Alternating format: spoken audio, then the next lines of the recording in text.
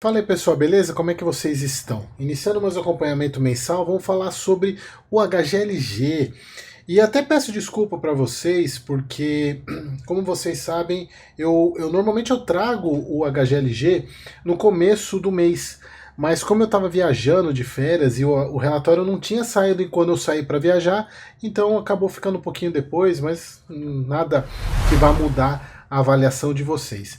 E voltando a falar aqui, gravando do meu quarto da minha filha, o Bob Esponja me acompanhando aqui, tem o Baby Yoda aqui também, tem alguns personagens do Divertidamente aqui também, então aproveitando gravando aqui, porque lá fora tá muito quente, então eu montei aqui o set só essa semana, porque eu tô de férias, gravando aqui no quarto da minha filha, e tem a Peppa Pig, na Peppa Pig não, é a Sky do Patrulha Canina. Então vamos lá, vamos falar sobre o HGLG, relatório gerencial.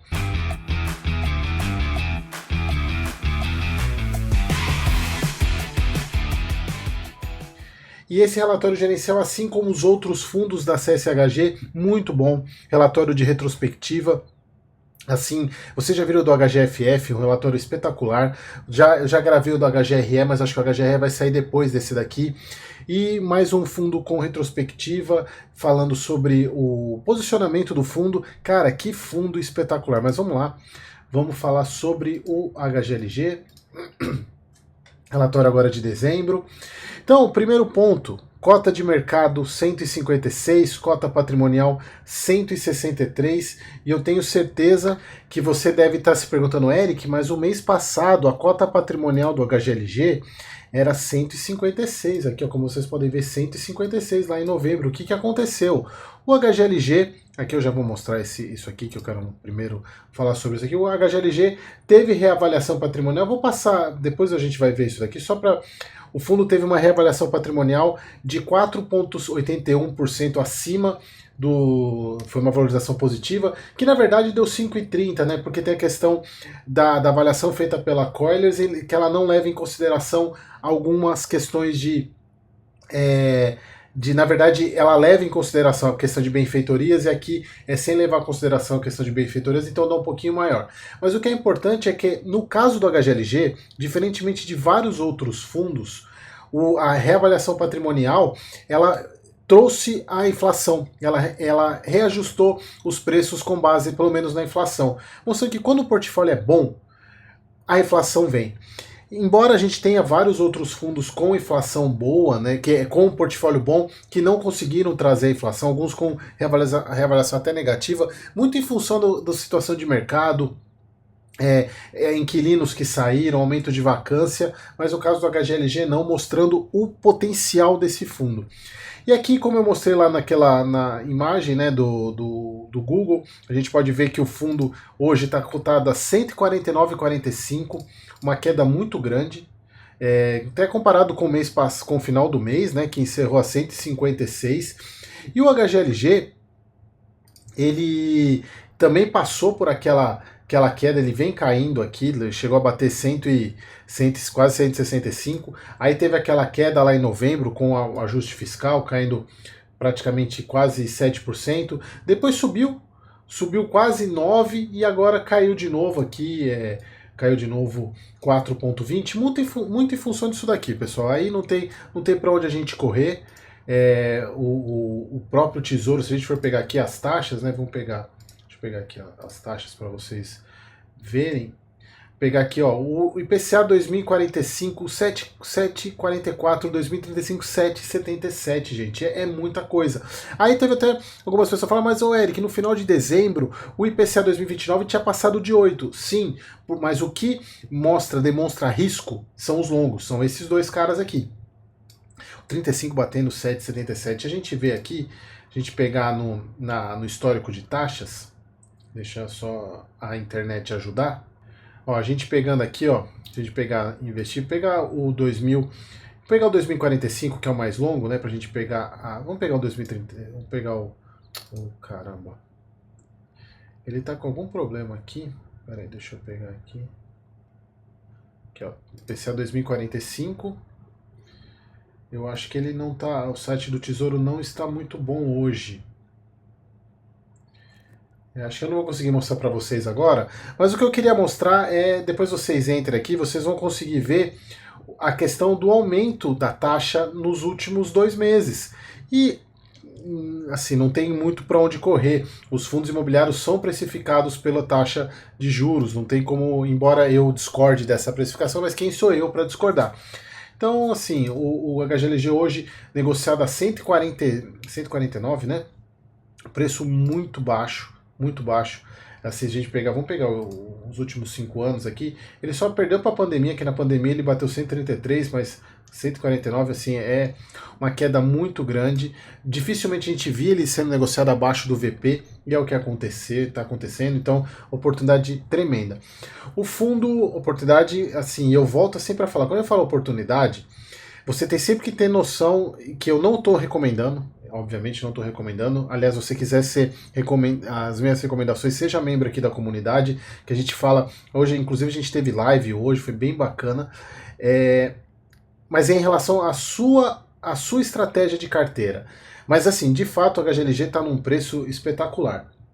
Algumas pessoas reclamam desse 1,10 aqui por cota, que ele está praticamente há 3 anos pagando 1,10, mas é 3 anos que ele não deveria pagar 1,10. Se vocês pegarem o histórico, não era para ele pagar 1,10, é que a gestão é tão boa que ele consegue manter esse 1,10 mesmo com percalço. Inclusive esse ano ele quase não conseguiu pagar 1,10.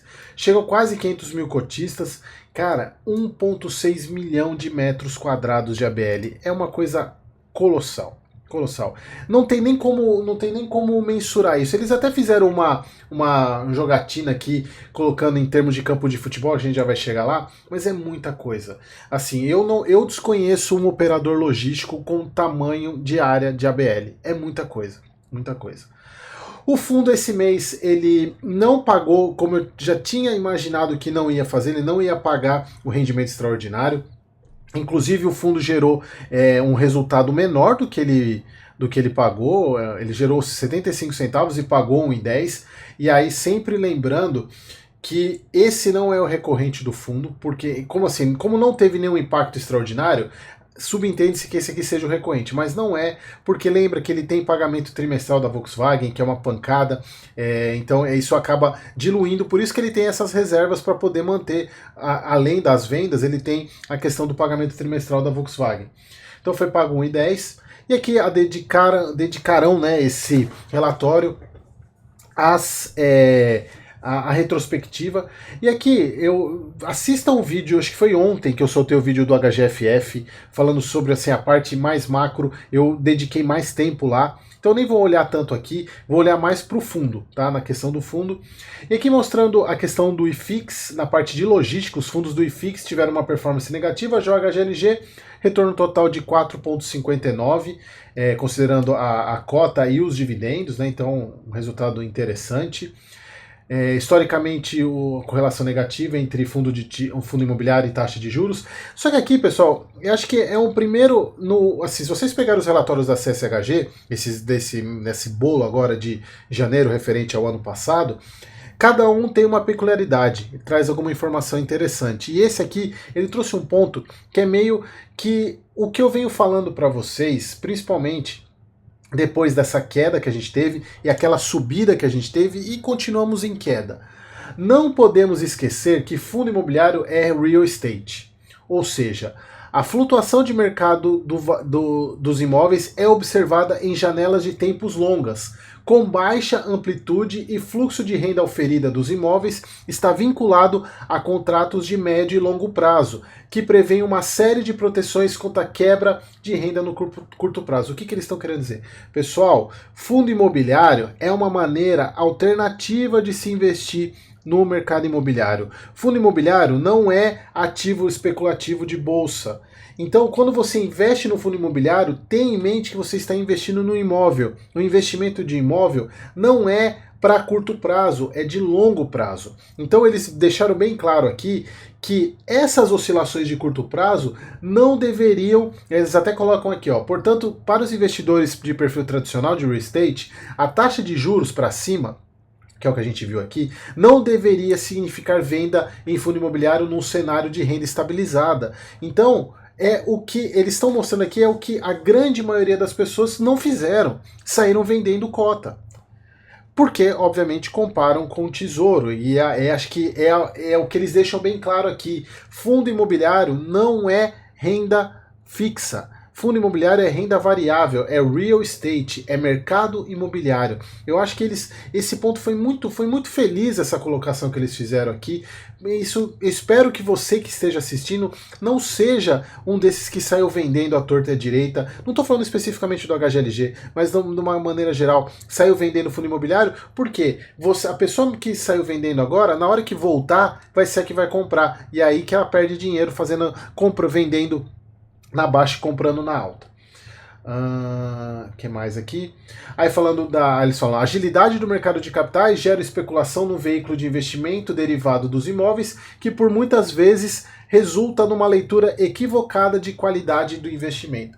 E nesse ponto aqui, eu quero trazer até um bate-papo que eu estava tendo na live hoje com os membros, que foi o seguinte, por mais que a gente acredite e que de fato o mercado é soberano, eu acredito que em fundo imobiliário ele ainda não é tão eficiente quanto a gente imagina que ele seja. Embora tenha alguns analistas que eu respeito muito que falam que o fundo imobiliário é aquilo que ele está valendo na tela. Eu discordo disso e discordo por um simples motivo e um motivo muito muito fácil de visualizar. Você pega um fundo de laje na verdade, um imóvel de lajes corporativas, que não é de fundo imobiliário na economia real, é vendido para um comprador a R$40 mil o metro quadrado. E o prédio do lado, do mesmo padrão construtivo, com as mesmas especificações, sendo negociado dentro de um fundo imobiliário a R$18 mil o metro quadrado. Será que essa precificação está correta? Será que o mercado é tão eficiente assim?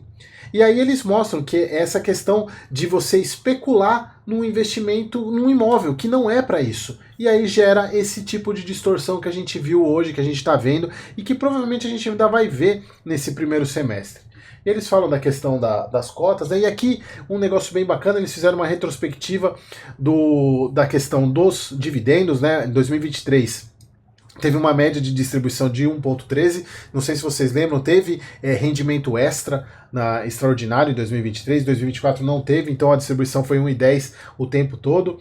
O recorrente, aqui que a gente vê os pontos positivos, porque distribuição é algo que, concordo, se você tem um aumento de distribuição, você tem em tese um aumento de alguma dos formadores da receita, do rendimento, que é o recorrente ou não recorrente. Então se você tem uma redução na distribuição de 3 centavos, porém você tem um aumento do recorrente, significa que essa redução foi pura e simplesmente por causa de não recorrente. E na minha ótica, esse aqui é o principal indicador, o principal fonte de receita que você deve avaliar um fundo imobiliário, que é o recorrente, que é a base de um fundo imobiliário, que é a renda. Então, teve um aumento de 1,01 para 1,06, número de cotistas aumentou bastante, quase 50 mil cotistas, vacância diminuiu de 8,3 para 6,4, 22%, e eu vou um pouco mais longe. Quem aqui é mais antigo do canal, lá nos primórdios do canal, quando o canal tinha menos de 500 inscritos, eu fiz um vídeo, comecei a analisar, não fazia essas análises de vários fundos todos os meses, né, acompanhando vários fundos, mas o HGLG é um dos fundos que eu acompanho há muito tempo, desde lá de 2023, quando eu comecei o canal de verdade. Vai fazer 2 anos agora em fevereiro. O canal, embora ele tenha começado em 2011, mas eu estou levando a sério há 2 anos. Eu fiz um vídeo quando o HGLG estava com vacância de 20%. E eu falei naquele vídeo e fui xingado. Peguem no histórico e vão ver nos comentários desse vídeo. Poucas pessoas assistiram, porque tinha poucos inscritos, mas que a vacância era 20%. Eu falei, gente, essa vacância vai diminuir. A gestão é boa, ela está trabalhando para reduzir. Isso não é uma vacância permanente. E aí nos comentários o fundo quebrou, o fundo vai falir, e aí o resultado está aí. A vacância ela veio reduzindo mês após mês e chegamos hoje a uma vacância de 6,4% numa BL gigantesca. Então o fundo reduziu vacância, isso mostra trabalho de gestão. Vacância física, ela está muito relacionada com o trabalho da gestão, é ocupação de espaço. Então, isso mostra muito o trabalho que a CSHG fez antes de antes de virar pátria, né? Mas eu não acredito que isso deva mudar. Aqui a ABL aumentou 200 milhões, desculpa, 200 mil de ABL, é 1,4 milhão, tá? O CSHG, não é 1,4 milhões. 1,4 milhão para 1,6, quase 200 mil. Só o que ela aumentou de ABL é maior do que um monte de fundo imobiliário inteiro. São 200 mil metros quadrados. E aí, os pontos que eles colocaram lá no relatório que eu gravei, inclusive, o primeiro relatório de 2024, que é referente a 2023, os pontos que eles iam atacar. O primeiro ponto, que na verdade eles colocam como primeiro, e esse aqui é primordial para o presente e para o futuro do HGLG, e não só do HGLG, mas do BTLG também, que é um fundo que é similar em termos de tamanho, que é manter a atuação do fundo em desenvolvimentos que aumentam o potencial de geração de renda no médio prazo.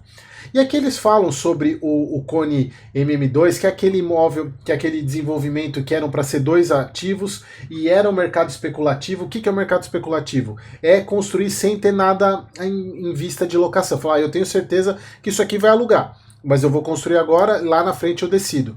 Só que durante o início, né, e durante o desenvolvimento, o Mercado Livre se interessou e falou, olha só, eu quero, só que eu não quero 2 naves, eu quero uma só, junta as duas. Então foi unificado em uma única nave, um baita do empreendimento, quase 72 mil metros quadrados, já foi finalizado, 100% locado para o Mercado Livre, e aqui o ponto fundamental do desenvolvimento, que é algo que eu já venho trazendo para vocês há um bom tempo. Por que a setinha não está aparecendo?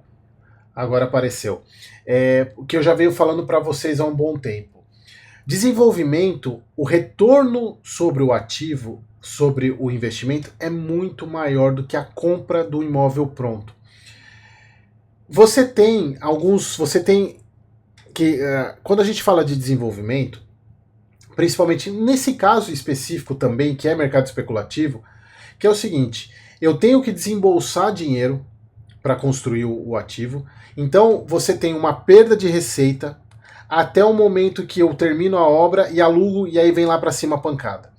Então, primeiro, o fundo ele precisa ter... por isso que eu falei para vocês que essa questão de desenvolvimento ela está muito mais voltada para fundos grandes, como o HGLG, BTLG, que tem fôlego para fazer esse tipo de situação, construir, desmobilizar capital para poder receber lá na frente. A não ser quando já é feito um BTS, que já tem uma renda mínima garantida, que já recebe durante a construção. Por exemplo, o hospital que o TRXF está fazendo para o Albert Einstein, que ele está desenvolvendo, mas ele já vai receber uma renda mínima garantida aí. Nesse caso, desenvolvimento sem renda mínima, você vai tirando o capital para chegar e subir.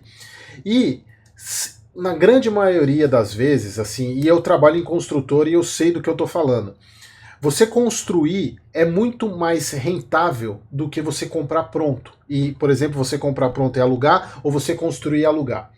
Por que isso? Primeiro, porque a gente tem uma relação de risco-retorno nessa jogada. Quando você compra, você não corre o risco do desenvolvimento. E olha, pessoal, eu trabalho com construtora, como eu falei para vocês, o risco de desenvolvimento ele é muito grande. Isso para qualquer segmento. Imobiliário, então, nem se fala.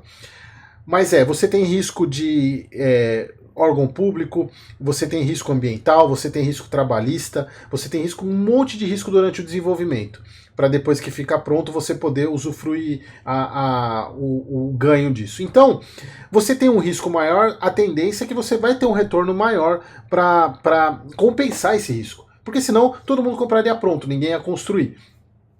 Então, se você pegar aqui, a grande maioria dos yield on cost, ou se você quiser analisar pelo cap rate, de compra, gira em torno de 9, 8, 9. E quando a gente fala de incorporação, a gente tá de desenvolvimento, a gente está falando de 11, 12%, quase 1% ao mês. Então, o que eu falo isso, eu venho falando muito para vocês há muito tempo, que o futuro desses fundos vai ser o desenvolvimento. Primeiro porque a gente está falando de um fundo de 1,6 milhão de ABL, o BTLG está mais de 1 milhão também. esses fundos eles já não vão encontrar imóveis grandes para comprar, porque não faz muito sentido o HGLG comprar um imóvel de 10 mil metros quadrados, de 5 mil metros quadrados. Ele deixa isso para os fundos menores. O negócio dele é 30, 40, 50. Não tem tanto galpão disponível assim. Será que tem? Se vocês pegarem as avaliações, não tem tanto galpão disponível assim. Então, o futuro desses fundos vai ser o desenvolvimento, não tem como fugir disso. E até para poder rentabilizar mais. E isso é natural desse crescimento, que foi o que aconteceu com os Estados Unidos. Também tiveram em dezembro, que foi o aumento da ABL do mês passado para esse, a finalização da expansão lá do Itupeva, do G300. Lá em Itupeva, lembra que é um complexo de quatro galpões, o G100, o G200, o G300, e agora eles vão iniciar o G400 lá. Quase 70 mil metros quadrados de ABL e já possui 2 locações vigentes ocupando 54,4% do galpão. Então veja, é um desenvolvimento, o fundo terminou, e isso normalmente quando o fundo desenvolve, e no caso, por exemplo, se fosse especulativo, você aumenta a vacância do fundo porque você ainda não alugou, você desenvolveu, mas não alugou. Nesse caso aqui, a vacância aumentou um pouquinho, exatamente porque ele ainda tem um pouco de vacância nesse fundo, nesse imóvel, que já está resolvido. Ele considerando o galpão 100% alugado, o médio teremos um yield on cost de quase 11%, né? Os indicadores do fundo estão sendo impactados pelo novo ativo a partir desse relatório, por isso que a vacância subiu um pouquinho. Também teve aquele projeto de Simões Filho, né, que é de 2 etapas para o Mercado Livre. Uma é a construção do galpão de 86 mil metros quadrados para o Mercado Livre, e ainda tem uma parte de terreno que comporta uma possibilidade de desenvolvimento de outro galpão de 46 mil metros quadrados, e aqui ó, a estimativa é de 11% de yield on cost. E aqui nessa primeira fase eles até colocam que o retorno é um pouquinho menor, porque o fundo ele tem o custo de implantação do condomínio como um todo, de toda a parte do condomínio logístico. Então o yield on cost diminui um pouquinho, não é só o galpão, tem toda a estrutura do condomínio. Então, aqui, para fechar essa parte de desenvolvimento, eu acho que eu precisava gastar um tempo maior nisso, é o futuro do HGLG. E eu acredito do BTLG e dos outros fundos também. É o desenvolvimento, é cada vez mais desenvolver os seus próprios ativos. Eu acho isso fantástico, fantástico. O segundo ponto, melhorar o resultado da exploração atual do portfólio, diminuição de vacância, né? E a gente vê que a vacância, eles tiveram uma vacância menor do que 5%, mas com a entrega do G300 aí, e como ele não está 100% locado, aumentou um pouquinho a vacância, mas nada significativo. Melhorar o perfil estratégico do portfólio. Lembrando, pessoal, se vocês pegarem o relatório de janeiro de 2024, são esses 5 pontos que eles tratam como perspectivas para 2024 e agora eles estão prestando conta sobre isso.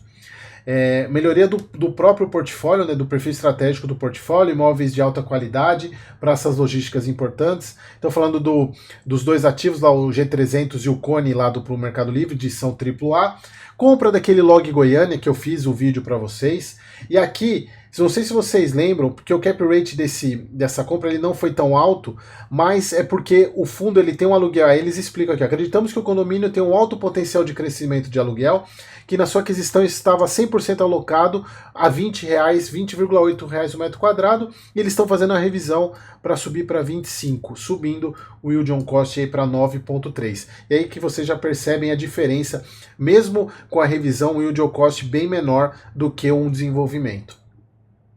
Reciclar ativos maduros que fogem ao perfil estratégico do fundo e que apresentam ganho de capital relevante em relação ao seu custo de aquisição.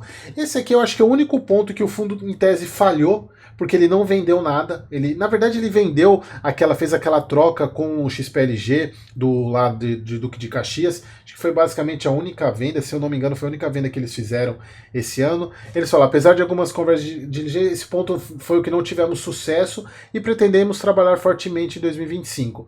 E aqui é um ponto importante que, lembrando que um fundo imobiliário, o foco principal é a renda. Se ele vende ativo, ele tem um ganho não recorrente, mas que é curto, e ele perde o recorrente, que é o longo. Ele perde uma parte do recorrente. Quando os fundos ficam tão grandes, e isso a gente viu no BTLG, quando os fundos ficam tão grandes, ele pode fazer vendas muito boas, ter um ganho de capital, um agregar retorno para o cotista sem impactar no recorrente, porque o fundo é tão grande que uma venda de um ativo não vai fazer a menor diferença. Então, vamos ver se esse ano a gestora consegue fazer alguma coisa em relação a isso. Gestão de caixa para um bom posicionamento em momentos oportunísticos de mercado. Aqui tem um ponto que eu quero trazer quando a gente for falar do caixa. Esse aqui eu acho que é um ponto que o fundo tá pecando, embora ele tenha usado o caixa para fazer as aquisições. Falando aqui a questão lá da troca, né, do Pátria para da compra da CSHG pelo Pátria, que começou lá no final de 2023, acabou no meio de 2024. E sobre perspectivas, na verdade, não tem tanta coisa nova, porque eles querem manter os 5 pilares, esses 5 pilares descritos acima, e na minha visão, focar na venda, focar em venda para ver se você consegue melhorar o não recorrente do fundo. Eles falando aqui, ó, e aquilo que onde eu tinha visto o negócio do campo de futebol. O fundo possui uma BL de 1,6 milhão de metros quadrados, aqui eles fizeram certo, que representa um market share bastante relevante no setor. Aí eles falam que é difícil ter uma ideia, eles falam é equivalente a 232 campos de futebol. É muito engraçado quando querem usam um exemplo de campo de futebol, ainda continua sendo difícil de imaginar esse tamanho. Aí eles falam, dada a dimensão do fundo, menos representativos se tornarão os movimentos de ocupação, desenvolvimento e comprimento. Isso foi o que eu falei agora há pouco. O ano novo já começou com 2 principais focos, a completa alocação do Itupeva, que falta aqueles quase 40%, a entrega do novo BTS lá do Simões Filho, e já nascem com 2 próximos objetivos, o início da obra do G400, que é o último galpão lá do complexo, e o início da segunda fase do complexo Simões Filho, que é o outro galpão lá de quase 40 mil metros quadrados. E aqui, ó, sobre o âmbito macrofinanceiro, entendemos que há uma escassez de liquidez, ou seja, o fundo reduziu caixa, o que trará um desafio maior para que o fundo consiga expandir o seu portfólio, mas que também trará boas oportunidades de transações para o fundo. A gente já vai falar um pouco sobre isso lá na questão do patrimônio do fundo. A parte de reavaliação dos ativos a gente já falou, né? Então eu vou pular isso daqui. Aqui eles só falam alguns ativos, né, que justificaram. Teve o Blumenau, que teve 38% de valorização, pois o avaliador considerou que o final do contrato haveria um aumento de locação do locatário frente ao aluguel atual. Aí falando dos outros ativos, o Betim teve uma melhora no quadro de locações, DCC, variação positiva, foi motivada pela melhora da expectativa de locação, o Master Labs, aumento foi amparado por uma melhora no quadro de locações, e o HGLG Louveira, redução do valor do ativo se justifica pelo fato, acho que Louveira foi o que teve o menor, foi o único que teve negativo, né? Se justifica pelo fato de que o prazo remanescente do contrato de locação está próximo do fim. Então aí eles falam, né, dos 5,30%. Na parte de comercial, pessoal, é o que eu falei no mês passado. Aqui, eu não vou mais ficar falando tudo que o fundo faz, e aqui é um ponto muito importante. Você pega fundos pequenininhos que não informam nada. Não informam nada. Um fundo de 1,6 milhão de metros quadrados informa uma alocação de 1.000 metros quadrados. Para vocês verem o nível de qualidade que é o relatório da CSHG. Eles informam praticamente tudo, diferentemente de outros fundos. E tá aqui, é só copiar, não tem o porquê, não vai ser feio copiar não, informar outros fundos de logística. Pega o XPLG, que porcaria de relatório, uma página, meia página de relatório, assim, para um fundo tão grande quanto o XPLG, podia copiar algumas coisas boas aqui, né? E a gente vê aqui algumas locações, aqui um ponto importante, né, a renovação antecipada da Volkswagen, que é sempre um medo que os cotistas têm, porque ela representa muito, principalmente pelo pagamento. Se a gente for pegar aqui a Volkswagen, Volkswagen representa pra caramba da receita do fundo, ó. 11% da receita do fundo é bastante coisa, então renovação antecipada, isso é muito bom. Aqui algumas renovações, devoluções, é muita coisa, pessoal, assim não vale a pena, senão o vídeo vai ficar 1 hora. A parte técnica, né, falando sobre... E aqui eu deixei essa parte grifada, ó. O porte que o fundo alcançou nos últimos anos levou o time para o enfrentamento de inúmeros desafios para a gestão de um portfólio tão grande como a alta variedade de locatários e operações. E aqui é mais um exemplo do que eu falei para vocês, o seguinte, que casa com a questão do desenvolvimento e casa com a reciclagem de portfólio. O fundo tendência se desfazer de imóveis pequenos, que tenham locatários relevantes para o fundo, se desfazer disso e construir galpões maiores e e com inquilinos grandes, porque assim ele tem menos inquilinos para gerenciar e continua sendo gigantesco, mostrando que aqui eles falam que é difícil. Imagina você ter um fundo com 1,6 milhão de metros quadrados. Deixa eu pegar o portfólio dele aqui, é gigantesco, cadê o? É muita coisa, é muito imóvel, muito inquilino. Então é assim, não deve ser fácil você administrar um fundo como esse, né? A gente tem, se a gente for pegar aqui 63, tem que pegar os informes para ver todos os inquilinos, mas é muita coisa, então fica difícil mesmo gerenciar. E aqui falando sobre o Betim, né? Últimos reflexos de negociação, comercial do locação atual foram finalizadas, trocas de niveladoras do galpão de instalação, equipamentos mais moderno e econômico. No DCB foi realizada uma análise e planejamento de um pacote de manutenção e melhoria dos galpões. No Aston Luiz foram concluídas intervenções para renovação do auto de vistoria do Corpo de Bombeiro. No Montemor, contratada. Então, pessoal, aqui tem várias coisinhas aqui, aí depois vocês leiam para se vocês quiserem, mas assim, é muita coisa, não vale muito, assim, não vai mudar muito a análise do fundo. Assim, sobre desenvolvimento, né, a questão lá do Cone G03 e do multimodal, tem agora o início lá do G4, vai iniciar o G400, o G300 encerrou, tá na obra, a gente vai ver lá no desenvolvimento como é que tá o G100 lá no Simões Filho. Bom, então fechando aqui sobre o resultado, aquilo que se constatou, como eu tinha falado para vocês, o fundo não pagou um rendimento extraordinário, inclusive teve que usar a reserva esse mês, mas ele está com uma reserva tranquila, já se eu não me engano, janeiro ou fevereiro, que se eu não me engano vem o trimestral da Volkswagen, é novembro, dezembro, janeiro, fevereiro, fevereiro vem o trimestral da Volkswagen, então tá super tranquilo. E aqui a gente vê o potencial que o fundo tem, né, se a gente for pegar pelo que ele distribui, ele tem um potencial para gerar 1,10 de recorrente, mas ele tem vacância, tem carência, tem algumas antecipações aqui, então para vocês verem que ele tem potencial para chegar, inclusive, no que eles comentaram no relatório de 2023, que o objetivo do fundo é ter 1,10 de recorrente. E hoje ele não tem isso ainda, mas está muito próximo. Aqui, cara, é um retorno. Isso aqui é para você mostrar para o seu amigo da renda fixa, né? O número de cotistas, o fundo mantendo aí, batendo na trave para os 500 mil cotistas. E aqui, aquilo que eu queria falar para vocês sobre caixa. Se vocês pegarem os vídeos mais antigos, no começo do ano, vocês vão ver que ele tinha muito caixa. Ele tinha quase 600 milhões em fundo imobiliário, tinha uma parte de CRI e LCI. Eu estou considerando isso aqui tudo como a disponibilidade que o fundo tem.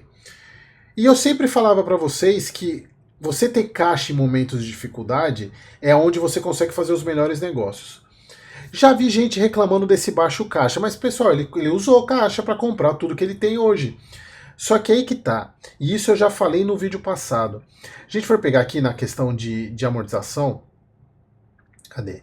O fundo ele tem aqui, ó, 30 e poucos milhões, depois mais 50, aqui uns quase 90, depois mais 50, 140, 150 milhões. Aqui a gente chega em 2028, 200 milhões aqui mais ou menos em 2028. É o que ele tem mais ou menos de caixa aqui, né? Se a gente for pegar. Então ele tem tranquilo aí uns 4 anos, tem alguns pagamentos que não são CRI, né? Que são aquisições que ele tem que pagar. Mas embora ele tenha parcela a receber também, então acaba ficando elas por elas. Mas o que eu falo é o seguinte, o fundo ele não tem dinheiro para pagar tudo.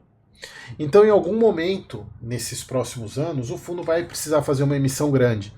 Mas eu não vejo tanto problema, porque a gente está falando aí de 4 anos, a gente vai mudar de governo nesse período, não mudar ou manter que seja, mas é muito tempo, então tá tranquilo. O que de fato vai fazer falta agora é um caixa mais robusto para novas oportunidades, foi o que eles falaram lá. Eles não têm caixa para se precisar de fazer, mas o que eles, na verdade, eles fizeram isso, eles usaram o caixa que eles tinham para fazer as compras, compraram lá o Simões vão usar para desenvolver, então, o Simões Filho lá na Bahia, então acaba que o pessoal gosta de reclamar, quando o fundo tem caixa, reclama, quando o fundo não tem caixa, reclama porque ele não tem caixa, então, o que o pessoal gosta é de reclamar e eu prefiro investir.